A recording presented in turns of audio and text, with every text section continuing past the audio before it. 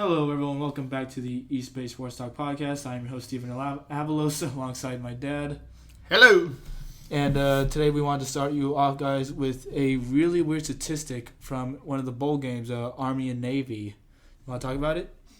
Yeah, we were looking at watching the game, actually, and the Army-Navy game, which Navy dominated with their quarterback, but it wasn't a domination with passing, where he did not have one attempt. The only attempt passing was by the wide receiver for, I do believe, 1 yard. And one touchdown. Yes. The quarterback for Navy ran for 304 yards with no passing attempts. Weird stat of the week, if there's ever been one. And the quarterback's name is Malcolm Perry. I don't know what he plans to do with his life besides going to Navy, but good game. Yeah, no, it was just a really weird statistic to have. You know, I thought Lamar Jackson ran too much when he played in college, but this guy just took it to a whole nother level. Yeah, I mean, he just couldn't be stopped, averaging 10.5 yards per run. Incredible. On other news, though, today we're going to have a very short agenda. We're just going to go through how we did with last week's picks and then what we think will happen this week because, frankly, there hasn't been that much going on with the Oakland A's or the Golden State Warriors, as it's pretty much been the same cycle on and on for the past couple of weeks. Wouldn't you agree? Oh, yeah. Can't score in the first quarter.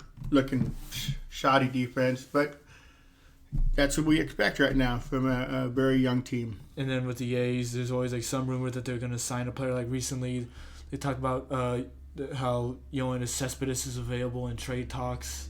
But again, it's like, are they really going to do anything, though? Because this has been going on for all of the offseason where there's a rumor they'll do something, and then nothing happens. I say nothing but the facts. Let's go with that, then. Okay. But either way, last week we decided to start using the spread for our picks and also compare them to how we do straight up in games, so it depends on who wins. And last week I was 11-5. Dad, you were 10-6, so that really close one there. And for the spreads, I made some regrettable decisions, but I'm not too mad as I was 8-8. You were 10-6 when it came to the spread. Were any of your picks as bad as my picking Denver over KC? No. No, that was pretty crappy. Still don't know why you went with that one. I think you just were feeling good that day. I think I had a seizure of some sort. A seizure of the mouth. All right, weird diagnosis, but we'll go with that. Okay. But anyways, one thing that really upset me from last week was the complete whimper of Oakland's final football game ever. Raiders were up 16-3 in the third quarter, mostly through the third quarter, and just completely just cannot do anything. They've only scored one touchdown in the last 5 games in the second half, and just to see them go out the way they did today, not today, but last week was just a complete bummer. And once again, that second game in a row did not score in the second half. They looked pathetic. I think Carr had 54 yards passing, I do believe. I might be wrong by a couple of yards. And then just another case of bad calling, as Carr looked like he sealed the game with a quarterback option run where he ran for a first down and slid in bounds, but the ref decided to call it out of bounds, even though when you look at the film, his knee hit the ground way before he could have even touched the sideline. And you know what, though? NFL, being the top-notch organization that they are, they said they were sorry. They believe the call.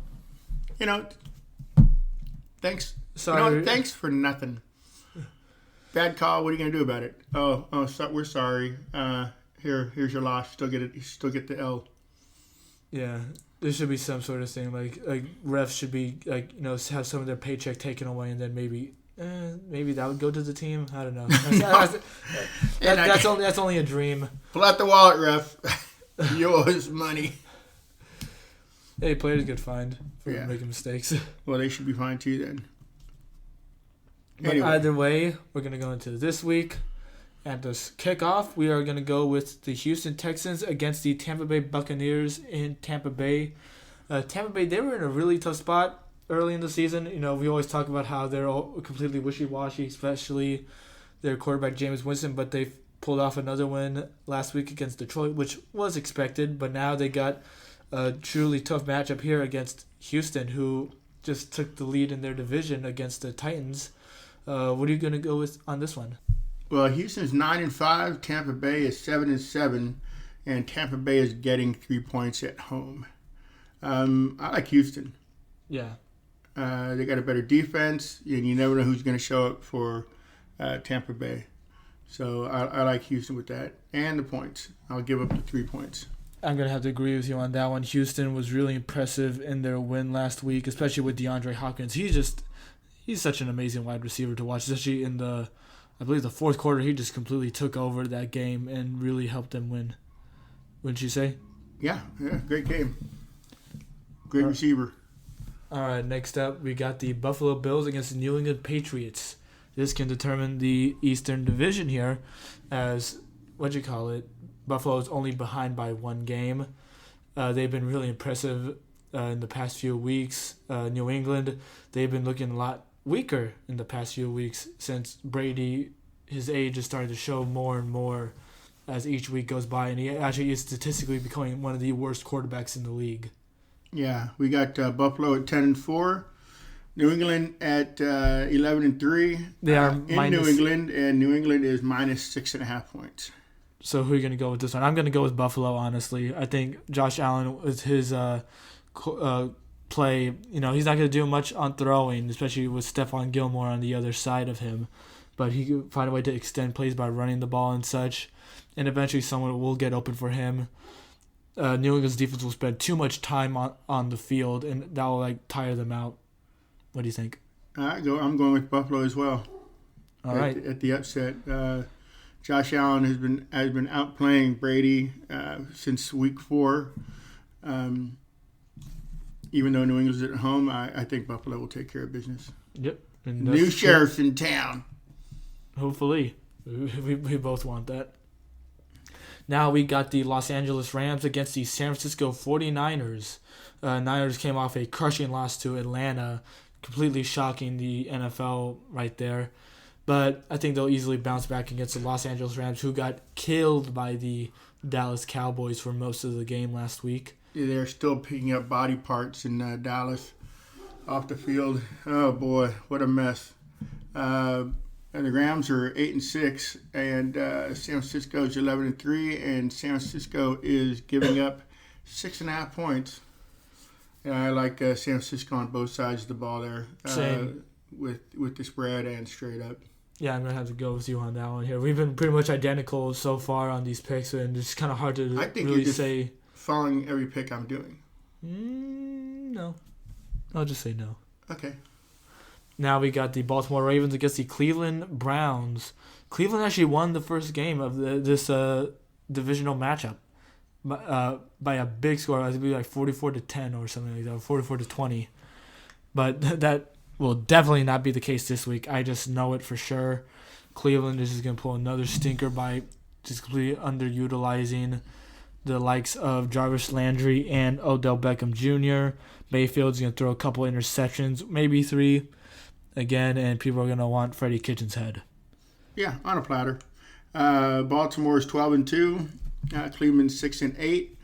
And there was rumor, or what people have heard, Cleveland players were talking to the Arizona sideline, telling them to take them away get them out of Cleveland. Take them away. In specific words, come get me. Come get me. And who are you going to go with them on the spread too, since they are +10? Oh yeah, Baltimore's. It's gonna be my prediction. 44-10. Now we got the Carolina Panthers against the Indianapolis Colts. Carolina is 5-9, while the Colts are 6-8. Both teams had some pretty nice starts, I guess you can say, but have completely faltered as the season went on. I'm gonna want to go with Indianapolis on this one because Carolina hasn't. I don't know, just Kyle Allen. I've lost so much faith in him lately. He keeps finding ways to throw more and more picks. They'd be better off if they had Josh, his distant cousin, I do believe. I don't think so, but either way. They have the same last name, Allen. Someone else could have the same last name as us, Avalos, but I don't think that's what's the gonna mean possibility much. of that? Yeah, I mean, how many Allens do you know? They could be cousins. It's too many Allens in this world. Okay. Either way, I'm going to want to go with Indianapolis on this one here. There's a more well-rounded team since Carolina. All they really have right now is Christian McCaffrey.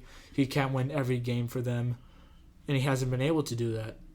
Yeah, we got Carolina 5-9, Indianapolis 6-8, and Indianapolis is giving up 7 points at home. I'm going with Indy, but Carolina with the points. Carolina with the points. Okay, so this is where we're going to differ here because I'm going to go with Indianapolis on the points. I'd say they win by 10. Good luck. Good luck to you, too. You don't wish me good luck. Speaking of wishing each other good luck, we've mentioned here and there about fantasy football. Yes. Well, we got the Super Bowl this week in the fantasy football, and it's me against my son. Yep, me against my dad. So, I don't wish you luck. I hope I crush you. I hope I just have enough to beat you. It's pretty much a close matchup since on the little prediction scores, they only have it by like 3 points, I think. Like the margin has always been close every time on the predictions. So we can only hope for the best for either of us. I don't wish you any luck at all. I can't do that either. Okay. I want to win. Anyway, enough of that sidetrack. Next game. The Cincinnati Bengals against the Miami Dolphins. Boy, 1-13 Cincinnati against 3-10 Miami. Miami is giving up 1 point, so it's basically a flip a coin game. They're in Miami. I'm going with. Do I want to say this? It's not as bad as going with Denver last week. Rub it in, man. I'm going to go Cincinnati. I'm going to go with Miami. In the minor upset. All right, so then, yeah, I'm going to go with Miami. Basically, I'm picking Cincinnati to win outright. Yeah, practically. Like for me saying Miami, since it's 1 point, I have to say that as well. Only way we can get screwed over is if it's a tie somehow.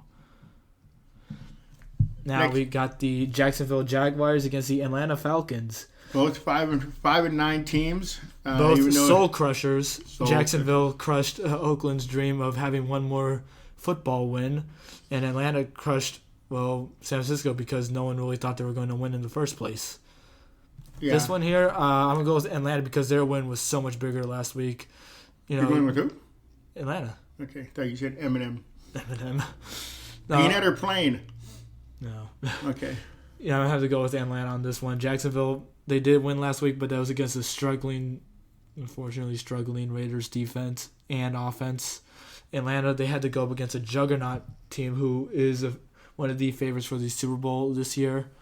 So, and Atlanta is at home as well. They are -7, so I'm going to go with Atlanta for the win and for the points. Yeah, I'm following your lead on that one. All right. I like that. Oh.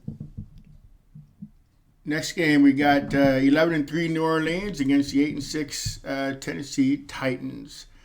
And Tennessee is getting 2.5 points at home. This one, I'm surprised it's only 2.5. I would give New Orleans more than that. I'd say like maybe 6.5. I tell you, that Monday night game, I didn't pay much attention to it. I generally will just watch the Raiders play, but it was a Monday night game, and as I was watching it, you found out that Breeze had all these records that could be accomplished during this game. And just like last year when he went for the most amount of yards, he came out and he almost a flawless game. 29 out of 30 passes, is that what it was? Yeah. Incredible statistics. Performance, yeah. I'm going with New Orleans here, and I'm getting points, which...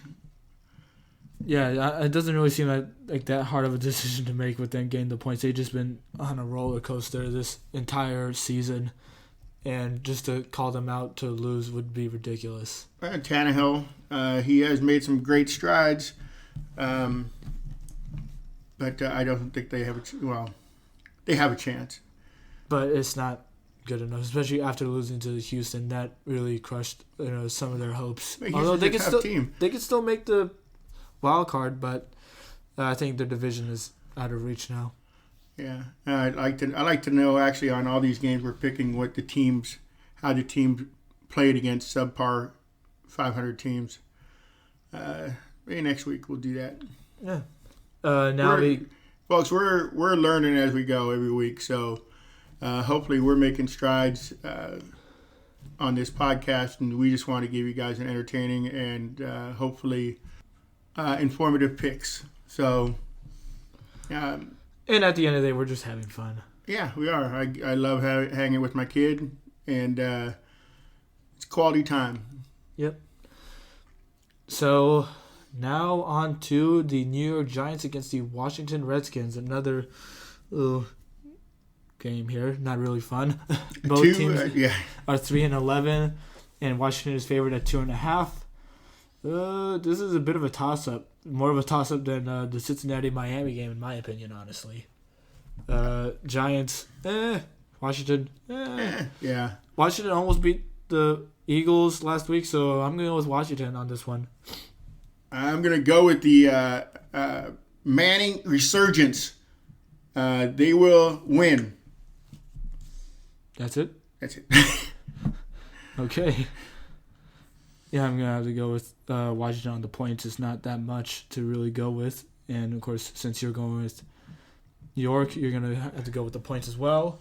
And just to get away from that game now, let's go on to the Pittsburgh Steelers against the New York Jets. Pittsburgh's 8-6. Jets are 5-9. And Jets are getting 3 points. I'm going with Pittsburgh. Yeah.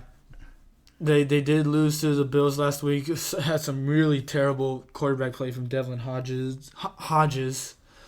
Which was through 4 picks, and they lost only 17-10. So, they still have some life in them despite how bad Hodges played. So I think they'll get a little bit of redemption from him against the New York Jets. Although Jets will try to make it a close game, I'm going to have to go with Pittsburgh on this one. Yeah, that game last week, 17-10, was a snooze fest. Complete snooze fest. Yeah. And you're going with Pittsburgh on the points too? Yes. All right. Now we got the Detroit Lions against the Denver Broncos. You infamously went for Denver last week, although that wasn't a good decision. Although I think we should both go for them, just against Detroit, who's just running on nothing at this point since they keep going to different quarterbacks.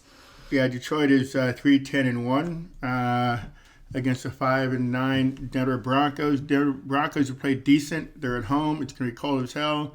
Playing against a team that normally plays indoors. I'm going with Denver all the way. Yep. All right. So, do you go and the points as well? Yes.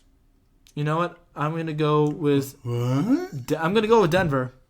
Don't get me wrong on that, but I'm gonna go with Detroit on the points. I say they win by like 3 or 4. Okay. Okay, that settles it then. Now, probably the game that we'll be watching mostly is the Oakland Raiders against the Los Angeles Chargers. Oakland just keeps finding more and more ways to blow it for me, and for us, really. Yeah. And Chargers and Broncos, both teams in our division have been playing somewhat better than where they were a while back. And honestly, I could see Raiders ending the season as the last team in the division, honestly. Yeah, the Raiders, I go with them almost every week just because I'm a diehard. Not a very smart diehard, as you've seen with my picks with them this year. Oakland 6-8, Clippers, Chargers are 5-9. I'm going with the Raiders. Yeah, I'm going to go with the Chargers on this one. And the 7 points. Well, the Raiders beat them earlier in the year. They did. In Oakland. And once again... But that was a better team, though, with Jacobs and others. Raiders have many people on their injury report that aren't going to play. That includes Jacobs and Incognito. Both aren't playing? Neither are playing. And Trent Thanks Brown, for letting me know before I made my pick. Trent Brown is also out for the year. But Hunter Renfrow is coming back, even though he really should not be coming back. Yeah. He should settle those ribs. Speaking of ribs, are we having those for dinner tonight? I don't know. I'm going to see Star Wars tonight. Oh. Yeah. Okay, anyway, next game. We got the 4-9-1 Arizona Cardinals against 11-3 Seattle Seahawks. The spread is 9.5 points in favor of Seattle. I'm usually going with Seattle on this one. They've been playing really well all season. They did have a little bit of a blemish a couple weeks ago against the Rams, but other than that, nothing troubling has occurred to me. Yeah, I think I think Seattle's going to take both. No, they're going to win both, but they're going to take quarterback name for Kyler Murray. Kyler Murray. They're going to take him out of the game. Take him out of the game, like yes. Injure him. Injure him. Okay, well, I never want to wish anything on anybody like that. I don't wish it. I just think it'll happen. All right. But you know what? I'm actually going to change my pick. So I'm going with Seattle on the win, but I'm going to say Cardinals on the points. I say they win by only 7. Okay. Good luck with that. I'll take it. Now we got the Dallas Cowboys against the Philadelphia Eagles. Both mighty Dallas Cowboys, 7-7 against the mighty Philadelphia Eagles, also at 7-7. I hate the NFC East so much. And Eagles are getting 2.5 points at home. Oh, man. I hate the NFC East so much. There's just so many bad teams. No one has a winning record there. Well, no one wants to win. Someone will have a winning record after this game. Unless they tie somehow. I don't think it'll happen, but you never know. As much as I hate to say it, I'm going to have to go with Dallas on this one. They've just been playing slightly better. Prescott has been playing better QB than Carson Wentz has, and he has actual wide receivers to use, unlike Philadelphia, who's all their wide receivers are pretty much injured at this point. So I'm going the opposite. I'm going with the Eagles at home. I want you to be right. I want you to be right on this one. I hate the Cowboys that much. And I'm also going with Cowboys on the points as well. Of course, you'll be going with Eagles on the points since you're betting on them to win. I just don't want to be right. Okay, next game we have the 10-4 Kansas City Chiefs against the 7-7 Chicago Bears. In Chicago, some might think that because the Kansas City Chiefs are in the Western Division that it'll be hard for them to go all the way into the East to play, East-North to play the Chicago Bears. It's really not going to be that much because Kansas City, they are a Midwest team, and they do have really cold weather there as well. You'll see some of their games is just covered with snow, and it's just going to be like that again in Chicago, so it's not going to be much of a problem for them. So I'm going to go with Kansas City here and the points, which is they will be getting 6 points. Yeah, I'm going. KC played a good game in the snow last week against Denver. Dominated them. I do believe it was 20-3 or something. 23-3. 23-3. Yeah. So, and it was a snow game, and they had no problem with that. And it's probably going to be snowing in Chicago at this game, and then they're not going to have any problem with Chicago. I'll take KC for the win and the points. All right. And last but most definitely not least, we got the Green Bay Packers against the Minnesota Vikings. This can determine the Northern Division here for the NFC. Packers are 11-3. Minnesota is 10-4. And Minnesota is favored to win by 5.5. And I'm going to go with them on this one because Green Bay has been concerning their last 2 weeks. They barely beat the Washington Redskins by 5 points, I believe. 5 or 6 points. And then they barely beat Chicago by 8 points. Meanwhile, Minnesota has been thriving throughout the last few weeks. I'm going with Minnesota. I'm going to have to agree with you on that one. That's what I just said, basically. And that there concludes our picks for the week.